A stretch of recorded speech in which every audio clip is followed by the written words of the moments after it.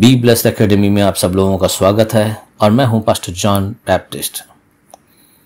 हम एक नए सीरीज के साथ आए हैं, परमेश्वर के वचन को लेकर नए प्रचार के साथ आए हैं और इस प्रचार का टाइटल है द पावर ऑफ फोकस, है ना। फोकस का सामर्थ्य के बारे में हम बात करेंगे। जैसे आप लोगों ने, सब लोगों ने इच्छा दिखाई है कि हमें इसके बारे में सुनना और समझना और परमेश्वर के वचन के द्वारा, बाइबल के द्वारा इसके बारे में क्या इसका विवरण है, इसके बारे में आप जानना चाहते हैं। और मैं भी बड़ा उत्साहित हूँ इसके बारे में बात करने के लिए, क्योंकि ये मेरा भी फेवरेट सब्जेक्ट है।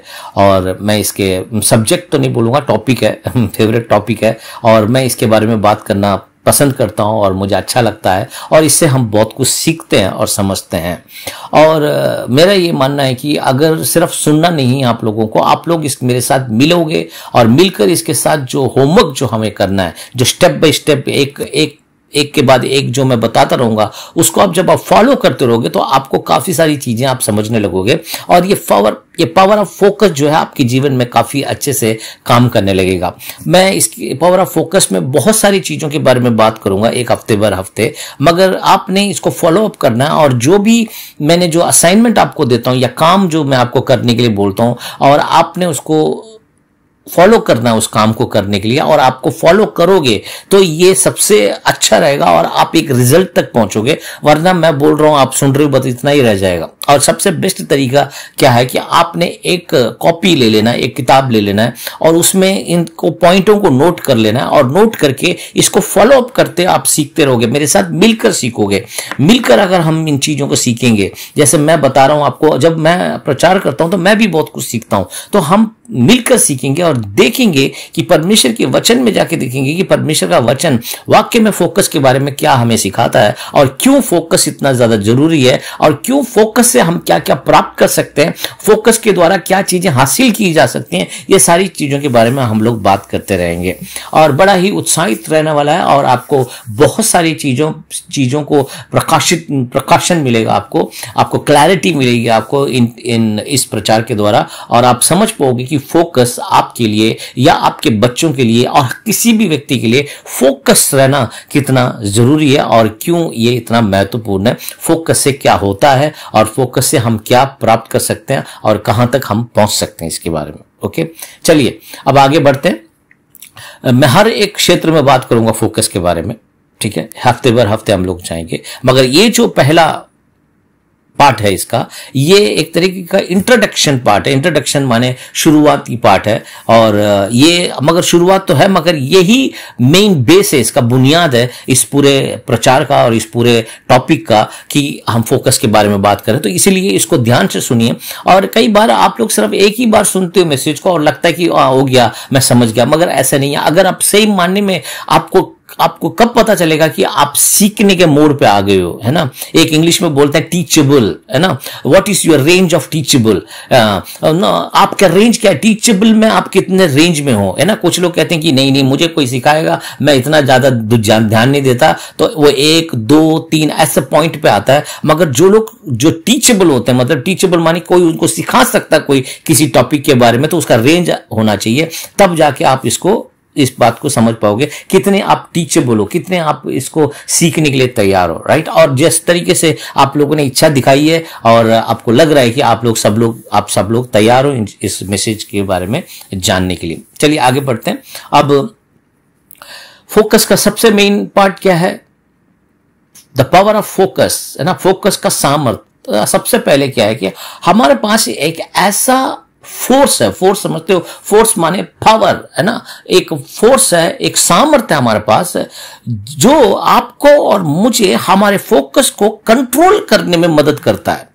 आपको सबसे पहले ये समझना है, मेरे फोकस को कंट्रोल करने का पावर मेरे पास है। आपको जब तक ये समझ नहीं आएगा तो आप आगे कैसे बढ़ोगे, क्योंकि आपको पता होना चाहिए कि मेरे पास फोकस का पावर है ना। मेरे पास फोकस करने का पावर है, पर मेरे पास इसको कंट्रोल करने का पावर भी है। मेरे पास इस फोकस को कहां पर लेके जाना है, कहां पर इसको पॉइंट रखना है, कहां पर मेरे को फोकस करना है, उसका पावर, उसका कंट्रोल मेरे पास है।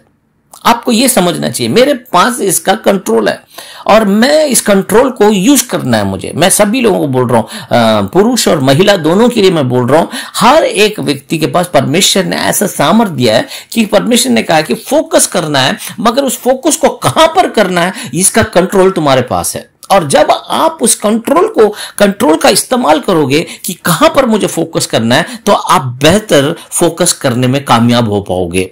आपको सबसे पहले समझना है, ठीक है? आपके पास कंट्रोल है ना? मेरे पास फोकस करने का कंट्रोल है। मेरे को पता है कि कहां पर फोकस करना, मुझे यहां पर नहीं यहां पर फोकस करना है, इस बात पे नहीं इस बात पे मुझे फोकस करना है, इस घटना पे नहीं उस घटना पे मुझे फोकस करना है, इन चीजों पे नहीं उन चीजों पर मुझे फोकस करना है। तो इसका कंट्रोल आपके पास है। आपको सबसे पहले समझना है ना? महिलाओं को मैं मेनली महिलाओं के लिए मैं बोल रहा हूं, आपको ही पता होना चाहिए कि मेरे पास भी कंट्रोल है, फोकस कहां पर करना है। क्योंकि महिलाएं इन सब बातों पर इतना ध्यान नहीं देती जितना पुरुष देता है। पुरुष इन सब बातों को ज्यादा ध्यान से समझता है और सोचता है। और क्योंकि हो सकता है कि हमारे चर्च में जो जितने पुरुष हैं वो ना कर रहे हो, वो लोग नहीं समझते, मगर मैं जनरली जिन लोगों को जानता हूं जो एजुकेटेड हैं, जो पढ़े लिखे हैं, उन लोगों को पता है, वो लोग ज्यादा ध्यान देते हैं इन सब बातों पे। और महिलाएं भी देती हैं मगर इतना ज्यादा नहीं देती हैं। उनको तो अपना परिवार, अपने बच्चे, अपने फैशन, अपना मेकअप, अपना इन्हीं चीजों पर ज्यादा ध्यान देता है। और फोकस पे ध्यान देना, फोकस पे पढ़ाई करना, फोकस करना, वो सब उन लोगों को इतना समझ नहीं आता। मगर अगर आप इस पे ध्यान देके अगर आप ये समझोगे कि आपके पास भी, महिलाओं को बोल रहा हूं मैं, अगर आपके पास भी फोकस को कंट्रोल करने का फोर्स आपके पास है, पावर आपके पास है ना? मैं एक महिला हूं और मुझे कई बार महिलाएं जो होती हैं वो एक परिवार के अंदर सीमित रहती हैं और उनका प्रेशर, उनका फोर्स उनके ऊपर रहता है। वो खुद भी चाहे तो कुछ नहीं कर सकते। मगर मैं ऐसे बहुत सारे महिलाओं को जानता हूं, क्योंकि मैं एक लेखक हूं और मैं बहुत सारे लेखक लोगों से मिलता हूं, लेखक लोगों से मेरी बातचीत होती है। तो मैं उनमें से बहुत सारे लेखक लोगों को मैं पढ़ता हूं और मैं जानता हूं कि बहुत सारी महिलाएं परिवार में रहकर भी, ऐसे परिवारों में रहकर भी, उन सारी पारिवारिक चीजों को करते हुए भी उन्होंने उस फोकस को कंट्रोल करके अपने अचीवमेंट, अपना जहां उन्होंने जो चीजें प्राप्त करनी वो उन्होंने प्राप्त किया है। इसलिए मैं ये बात बोल सकता हूं कि इवन महिलाएं भी इसको कर सकती हैं। फोकस का कंट्रोल महिलाओं के पास भी है जितना पुरुष के पास है, राइट? सो आप भी इस सामर्थ्य का इस्तेमाल कर सकते हो, ठीक है? चलिए आगे बढ़ते हैं।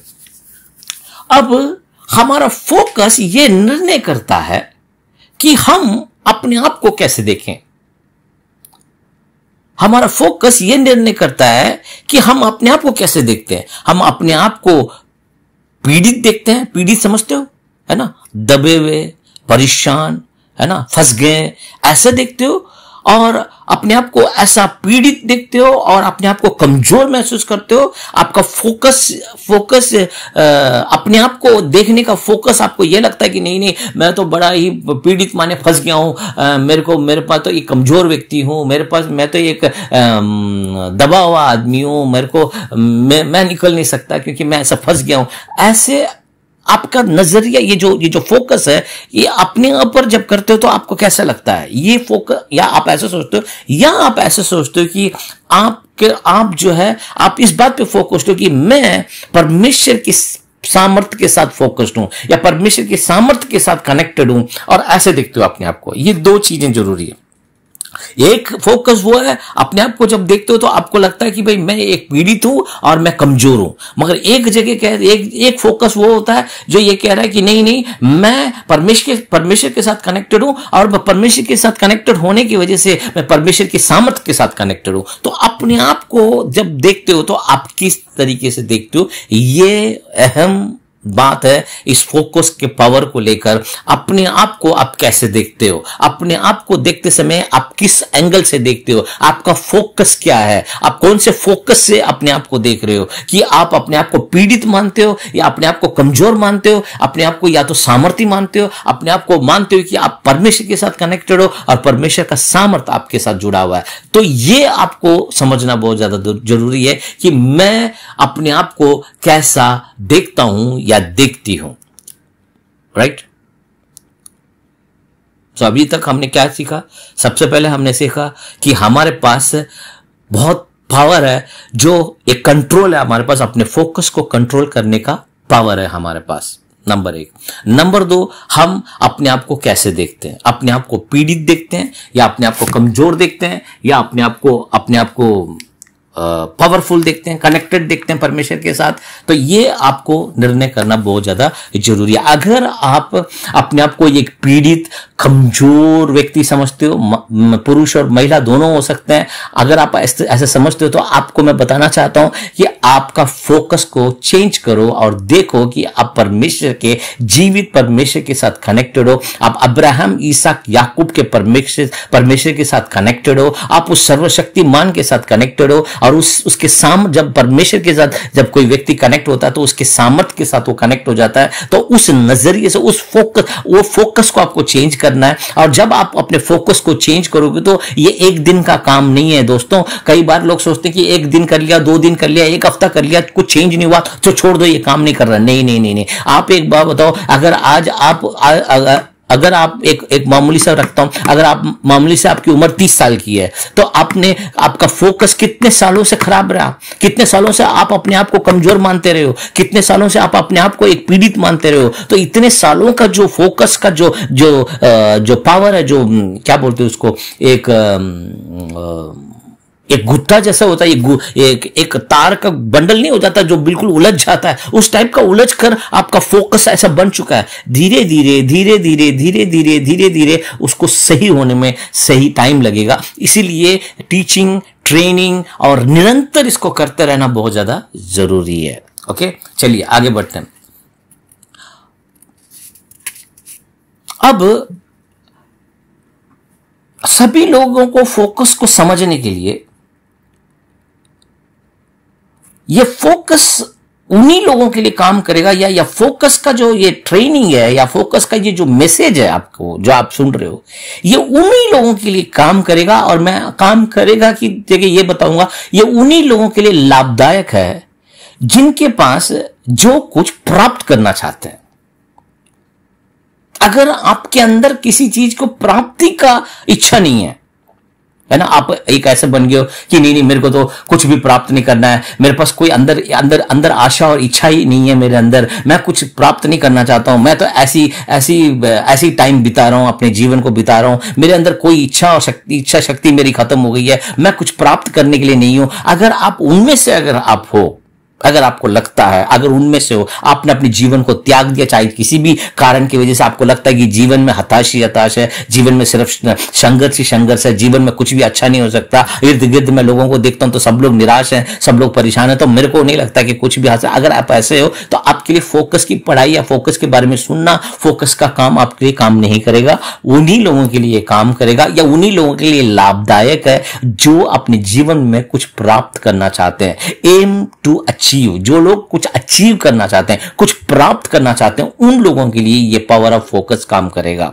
तो आपको अपने आप को सेट कर लेना है। ये तीनों चीजें जो अभी तक मैंने बोला है, इसको यहीं से शुरू कर, मैंने बताया ना आपको, ये बुनियाद है, ये मतलब ये बुनियाद फाउंडेशन है फोकस के प्रचार को, फोकस के टीचिंग को, प्रचार को समझने के लिए। सबसे पहले आपके पास कंट्रोल है फोकस करने के लिए। दूसरा, आप अपने आप को कैसे देखते हो, अपने ऊपर फोकस करते हो तो आप किस तरीके से फोकस करते हो। तीसरा, क्या आपके पास कोई कुछ प्राप्त करने का एम है, एम माने लक्ष्य है, क्या प्राप्त करना चाहते हो। अगर आप कुछ भी प्राप्त नहीं करना चाहते हो, फिर आप ये टाइम वेस्ट मत करो अपने फोकस के बारे में समझने के लिए। सिर्फ उन लोगों के लिए काम करेगा जिनके अंदर इस बात की इच्छा है कि उन्हें कुछ प्राप्त करना अपने जीवन में।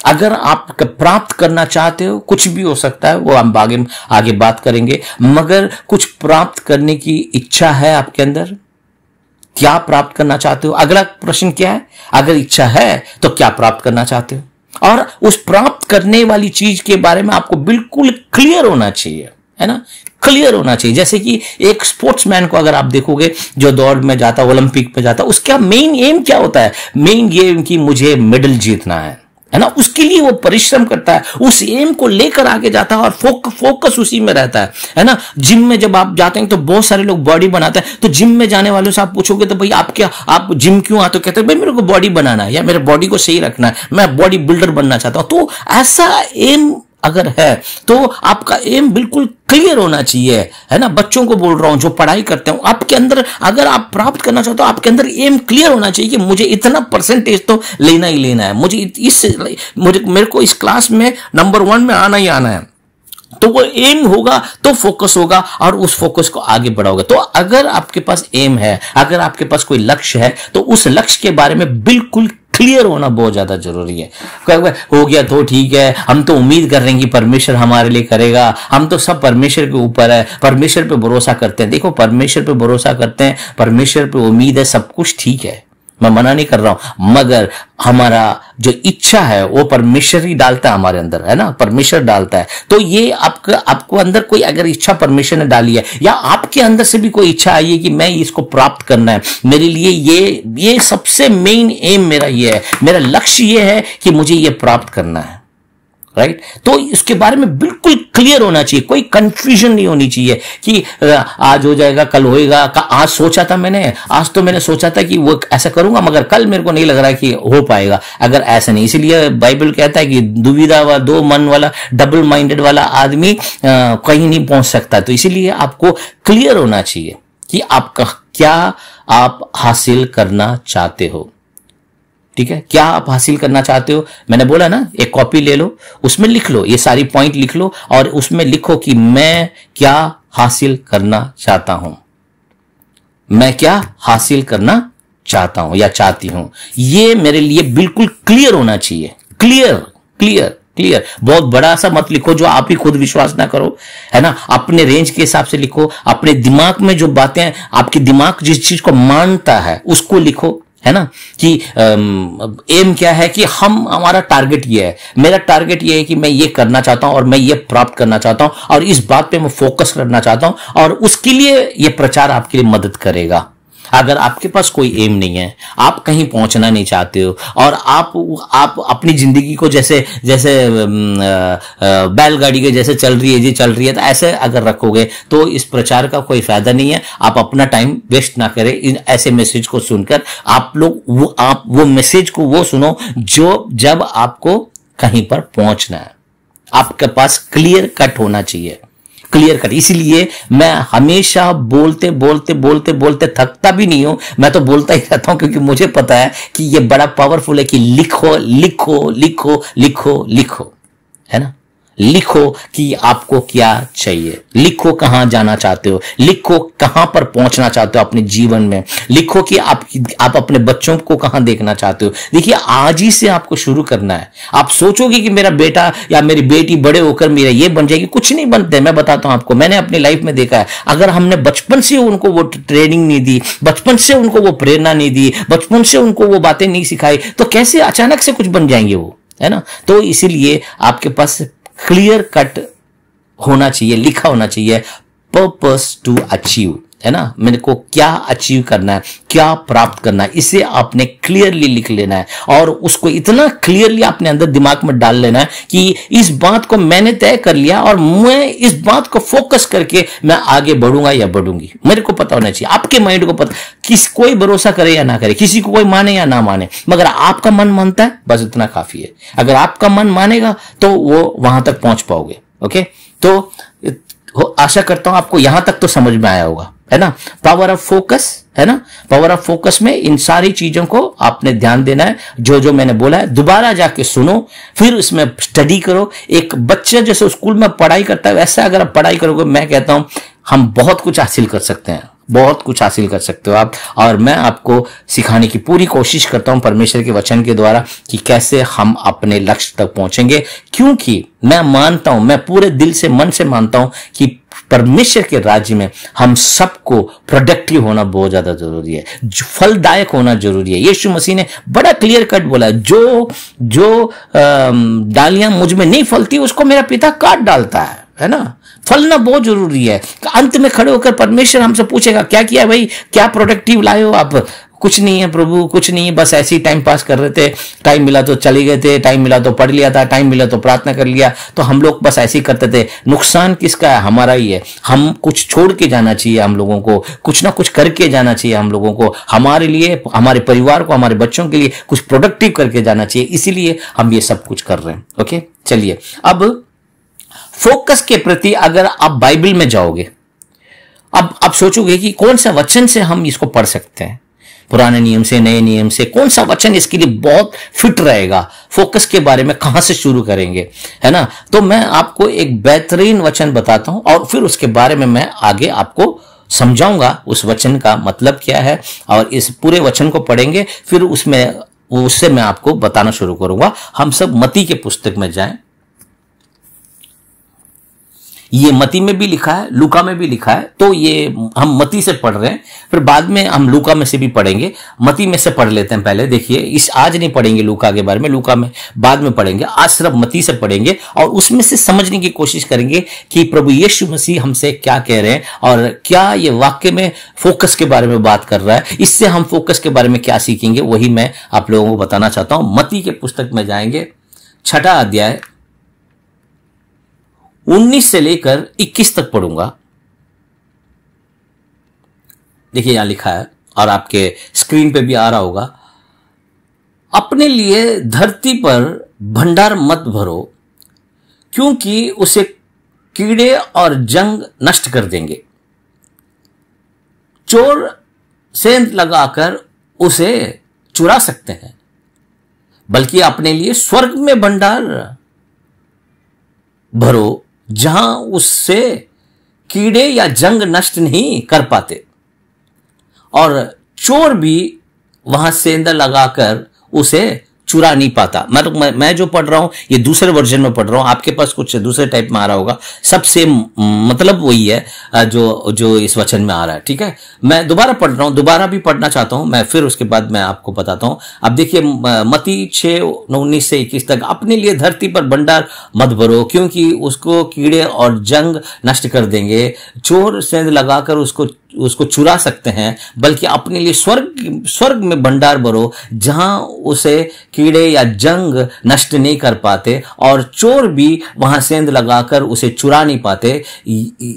याद रखो, जहां तुम्हारा भंडार होगा वहीं तुम्हारा मन भी होगा। अब आप सोचोगे कि इसमें फोकस की क्या बात रही है और फोकस के बारे में कहां पर क्या लिखा हुआ है। अब मैं आपको बताता हूं, इसलिए प्रचारक की जरूरत है। बहुत सारे लोग सोचते हैं कि हम बाइबल पढ़ के हम ही समझ लेंगे, नहीं नहीं, परमेश्वर ने प्रचारक इसलिए रखा ताकि आप लोगों को समझा सके, आप समझ सको। देखिए ये पूरा ऊपर से 19 से लेकर 20 तक बड़ा पावरफुल है, बहुत इंटरेस्टिंग भी है, मगर 21 जो है एक बहुत पावरफुल मैसेज बताता है। यीशु मसीह कहते हैं, जहां याद रखो, जहां तुम्हारा भंडार होगा वहीं तुम्हारा मन भी रहेगा। मतलब जहां तुम्हारा धन, दूसरे तो आपके बाइबल में लिखा होगा, जहां तेरा मन होगा वहीं जहां तेरा धन होगा वहीं तेरा मन भी रहेगा।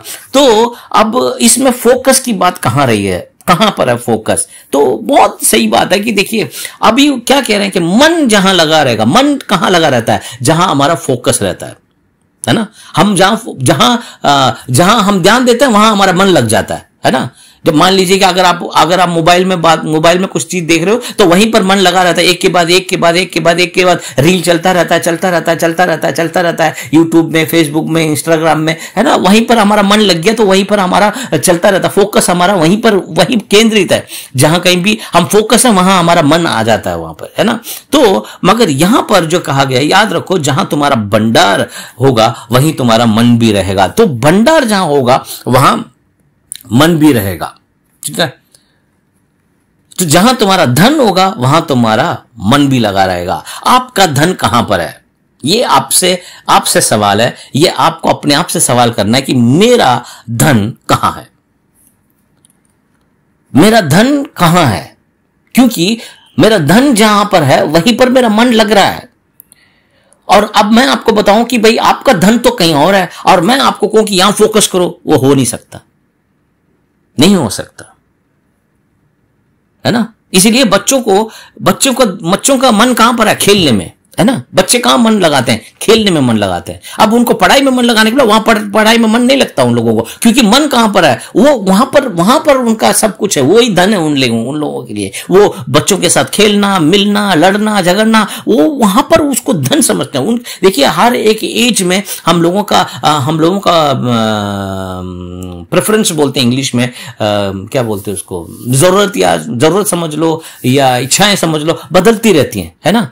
अब जैसे जैसे बड़े होते हैं फिर उसके बाद दोस्त छोटे बच्चों के साथ खेलना बंद करके हम बड़ा खेल खेलने लगते हैं ना, बड़े गेम में उतर जाते हैं हम लोग। तो गेम हमारा बदल जाता है, गेम तो वही रहता है पर गेम बदल जाता है। पहले कुछ खिलौने के चक्कर में लड़ते थे, पहले कंचे इकट्ठे करने के लिए लड़ रहे हैं, आप पैसा इकट्ठा करने के लिए लड़ रहे हैं, है ना। तो हमारा गेम ही बदल जाता है और कुछ नहीं है, उम्र के साथ साथ सब कुछ बदल जाता है। सो अब सबसे पहले इस वचन को पढ़ लिया आपने, ये फोकस के बारे में ही है। अब सबसे पहले आपका सवाल यह है कि आपका भंडार कहां है, आपका धन कहां है।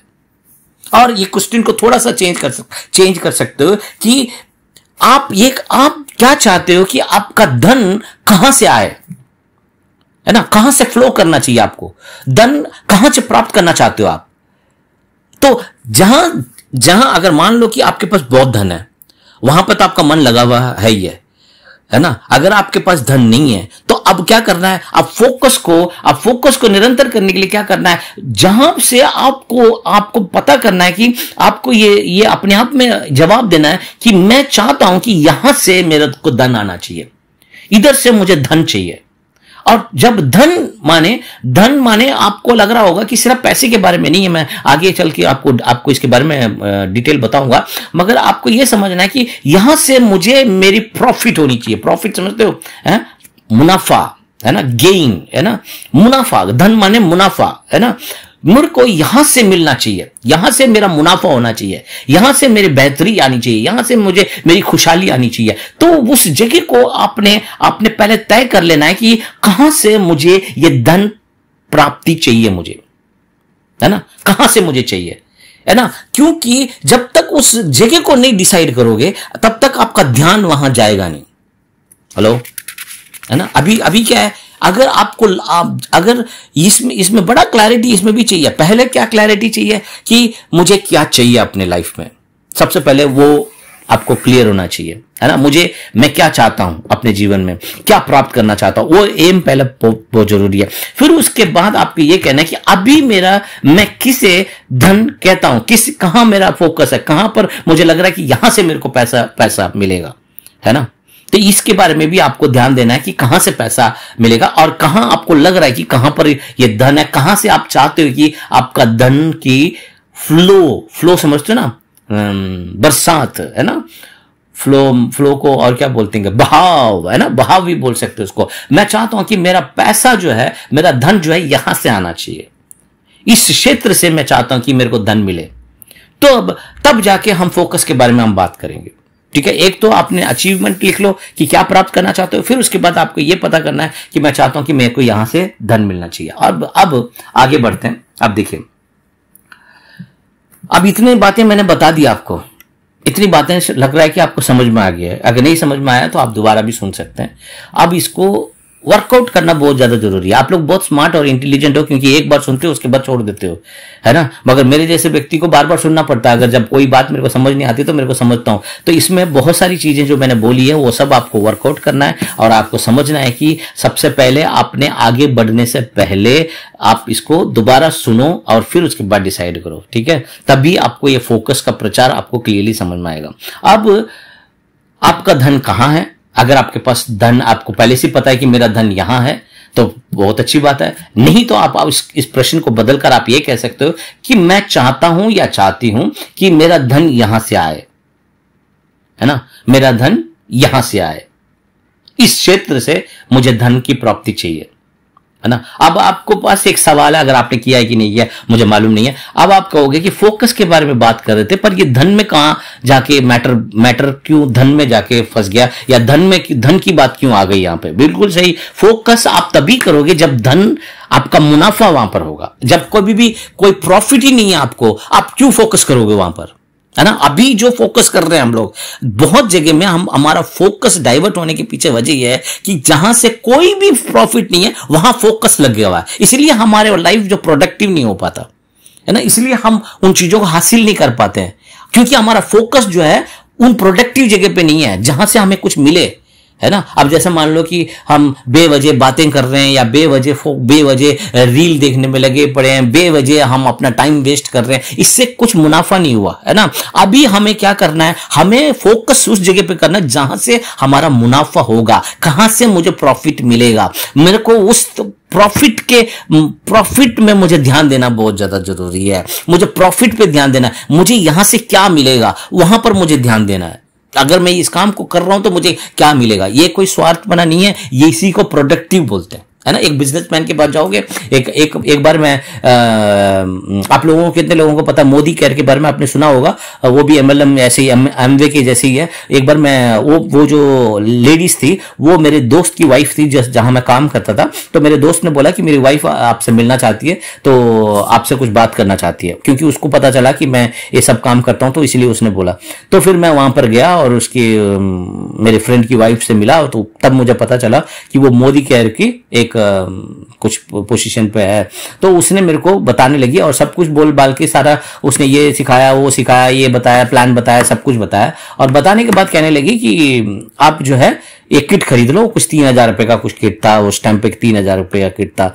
और आप वो कह रही थी कि जो मैंने टाइम आपके साथ स्पेंड किया है, टाइम क्या स्पेंड किया, वो कॉफी पीने थोड़ी आई थी, वो तो बता रही थी, अपना काम बता रही थी। मगर वो क्या, उसका वर्ड सुनो, मैंने जो टाइम आपके साथ जो स्पेंड किया, जो मैंने टाइम आपके साथ लगाया, उसके लिए मुझे भी तो कुछ प्रॉफिट होना चाहिए। देखो, पहली बार मुझसे मिल रही है और बाद भी वो अपने काम के लिए कर रही है, मगर उसमें भी वो ये सोच रही है कि उसको प्रॉफिट होना चाहिए।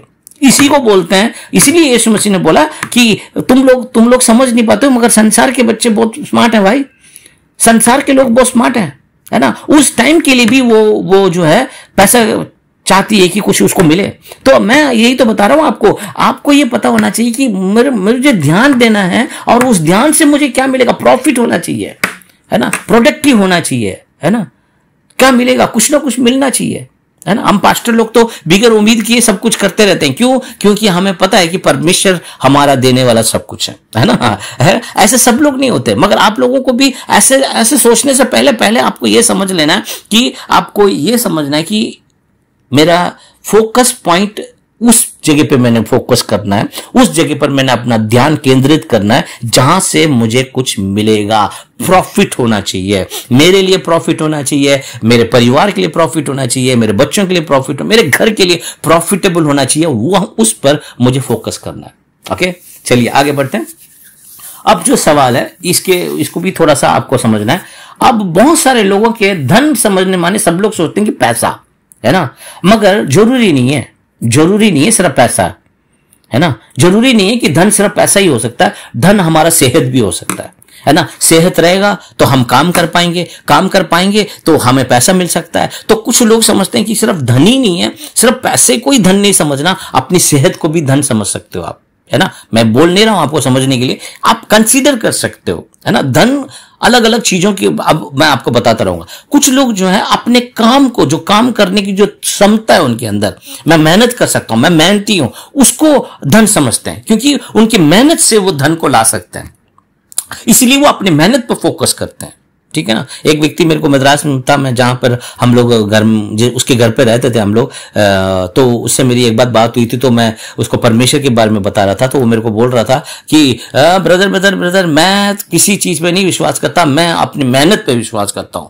है ना। अपनी मेहनत से सब कुछ करता हूं, मेहनत से मैंने सब कुछ किया, पर अभी है नहीं है, वो इस दुनिया को छोड़ के चला गया है, पर वो मेहनत पे भरोसा करता है, तो उसके लिए वो मेहनत ही उसका धन है ना। मेहनत उसका धन है, वर्क हार्ड, है ना। बहुत सारे बोलते हैं work hard working is the treasure, है ना। तो हार्ड वर्क से ट्रेजर प्राप्त कर सकते हैं, ठीक है। कुछ लोगों को क्या है कि नॉलेज, है ना, ज्ञान ही धन है उनके लिए, है ना। जितना ज्ञान बटोर लो उतना तुम्हारा धन, तुम उसको ट्रेजर समझते हैं, उसको धन समझते हैं, है ना। देखिए, समझ रहे हो आप, एक एक करके, पहला पैसा इकट्ठा कर लो, वो धन है, ठीक है, नंबर 1। ऐसे मेजॉरिटी उसी बात पे ज्यादा आकर्षित है, पैसा इकट्ठा करने के लिए चक्कर में, ठीक है ना। कुछ लोग जो है सेहत के ऊपर ध्यान देते हैं, क्योंकि उनको लगता है कि सेहत ही धन है। अगर सेहत रहेगा तो हम अच्छा खा सकते हैं, सेहत रहेगा तो हम धन का इस्तेमाल कर सकते हैं, सेहत रहेगा तो हम काम कर सकते हैं, सेहत रहेगा तो हम आ जा सकते हैं। तो सेहत एक धन के तौर पर उसको कंसिडर किया जा सकता है।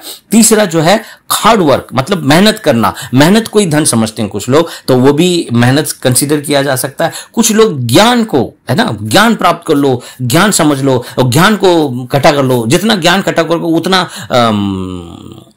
उतना ही आपका क्या बोलते हैं उसको, धन है और भंडार है, आपका ज्ञान ही भंडार है। तो उसमें उसको भी कंसीडर करते हैं, उसको भी समझते हैं कि भाई इसको भी धन कंसीडर किया जा सकता है, समझा जा सकता है। और कुछ लोग जो हैं अपने क्या बोलते हैं उसको, कला, है ना, कला समझते हो, स्किल माने कलाकार होता है। जो एक दर्जी है वो अपने उस कलाकार, है ना, कलाकार जो है ना, मास्टर बोलते हैं उसको, जो कला है उसके पास, जो कपड़े सिलने की कला है, किसी को आर्ट करने की कला है, किसी को गाने की कला है, किसी को एक्टिंग की कला, तो उस कला को अपने आप धन समझता है। मतलब ये टैलेंट है ना, कला मतलब टैलेंट को ही अपना धन समझते हैं, ठीक है। फिर उसके बाद अगर हम आएंगे तो उसके बाद फिर अगर हम आएंगे तो क्या बोलते हैं, कुछ लोग तो चालाकपने को भी अपना धन समझते हैं, चालाकी से लोगों को ठग लेना, तो ऐसे भी समझते हैं, मगर हम उसमें नहीं जाएंगे। मैंने अभी तक जो बताया आपको, कुछ लोग धन प्राप्ति को अपना खजाना समझते हैं, भंडार समझते हैं। कुछ लोग अपनी सेहत को अपना धन समझते हैं, कुछ लोग अपने मेहनत को अपना धन समझते हैं, कुछ लोग अपने ज्ञान के भंडार को अपना धन समझते हैं, कुछ लोग अपने टैलेंट को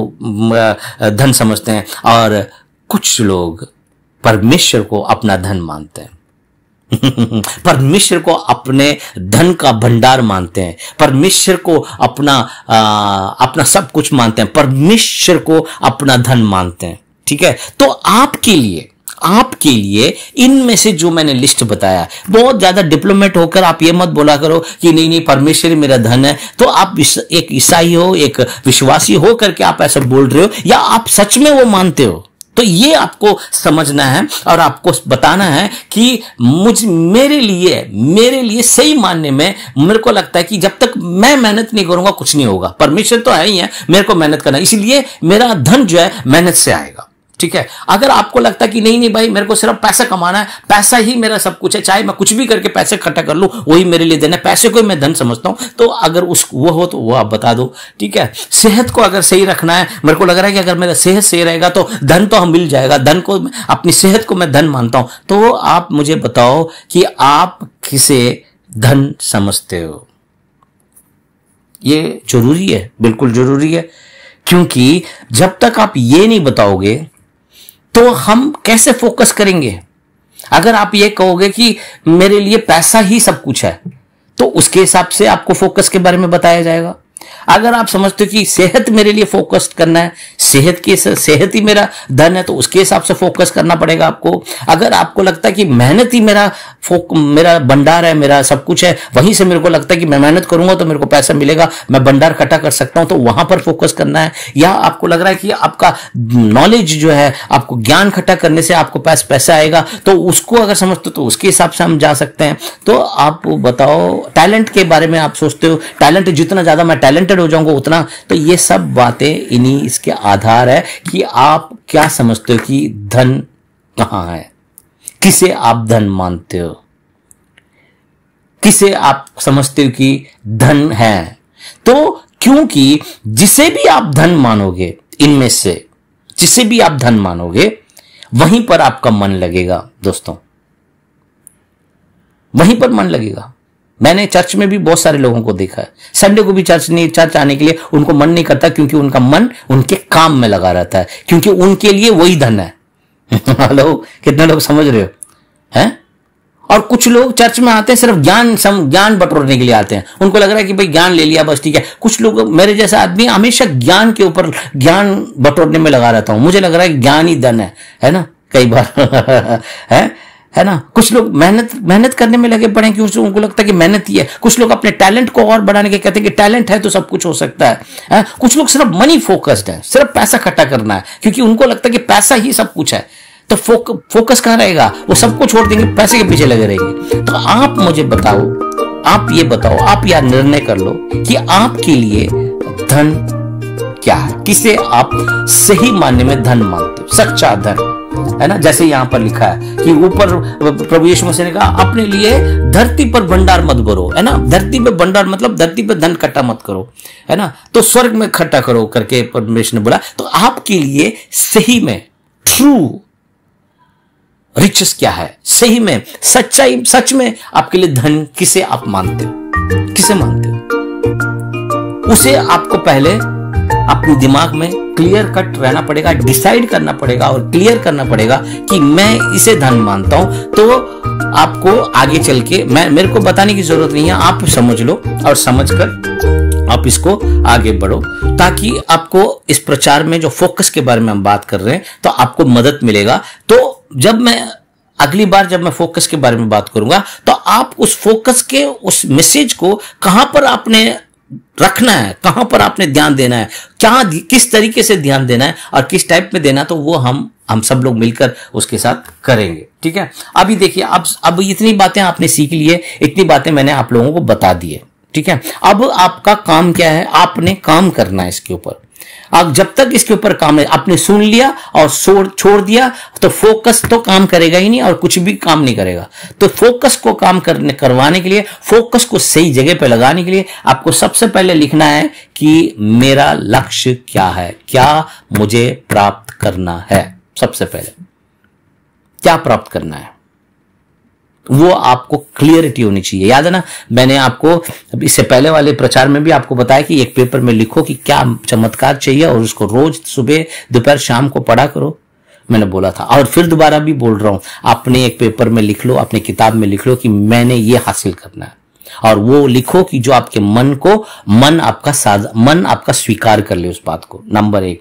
नंबर 2 कि आपका धन कहां है, आप किसे धन समझते हो, है ना। आपका धन कहां है ना, कहां है आपका धन, अभी कहां से आपका धन आ रहा है ना। आपको लगता है कि यहां से, अगर ये सवाल अगर आपको समझ नहीं आ रहा तो आपको सिंपल सा मैं बताता हूं।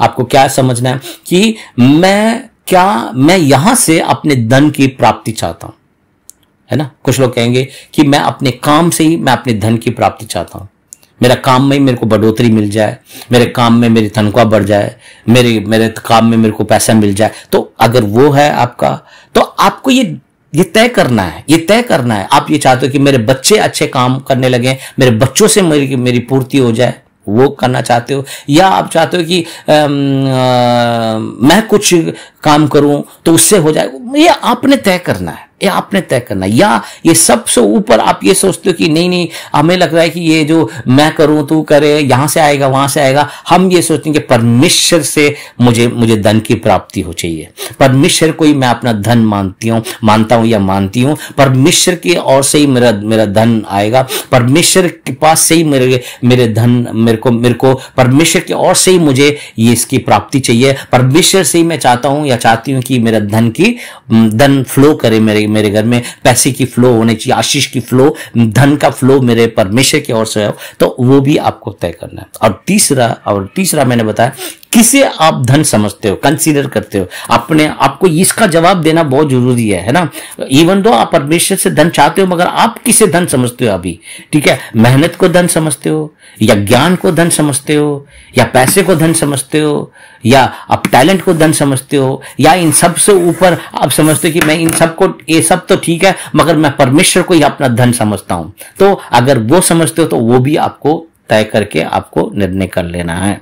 तो ये तो बुनियाद रहा है हमारे पावर ऑफ फोकस का।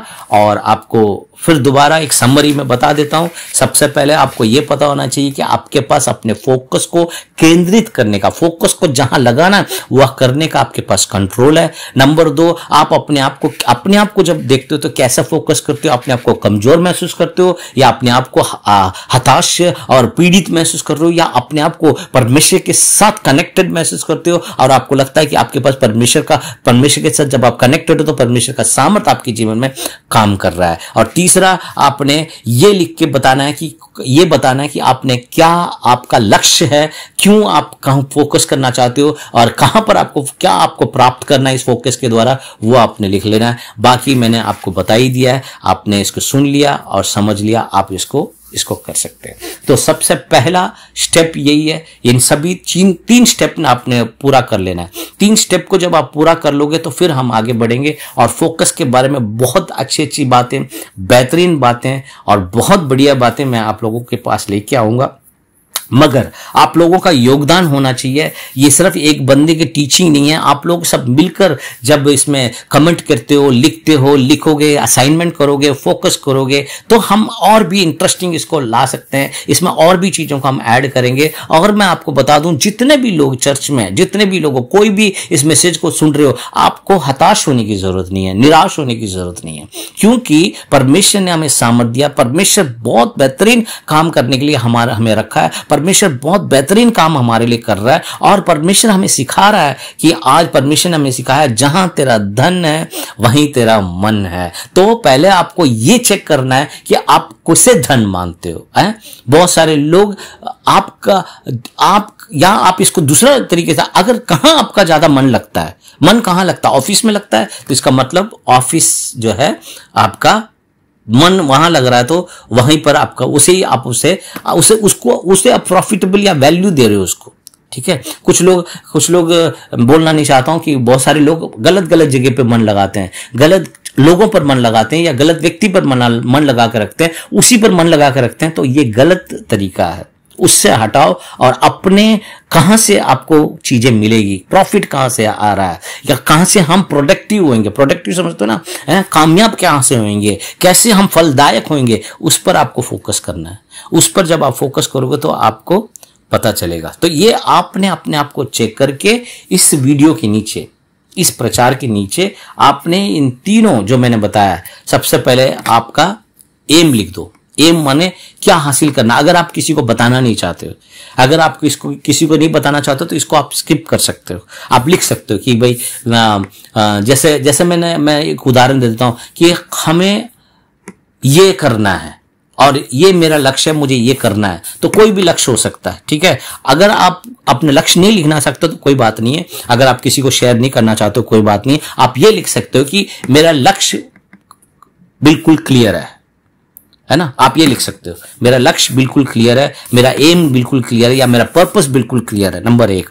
नंबर 2, आप कहां से चाहते हो, अभी कहां आपका धन है, अभी जिसे आप धन भंडार समझते हो, और दूसरा आप कहां से आप चाहते हो कि आपका धन की प्राप्ति हो, कहां से आप चाहते हो कि आपका प्रॉफिट हो, है ना। प्रॉफिट किसी बहुत सारी चीजों के बारे में मैं बात करके एक्सप्लेन करूंगा, मगर अभी फिलहाल इतना ही लिखना है आपने, कहां से आपकी प्राप्ति होनी चाहिए। नंबर 2। नंबर 3, आप सबसे ज्यादा किसे धन मानते हो, है ना। देखिए, जो भी आप लिखोगे इसके लिए क्लियर होना चाहिए आपको, तभी आपको सारी चीजें समझ में आएगा।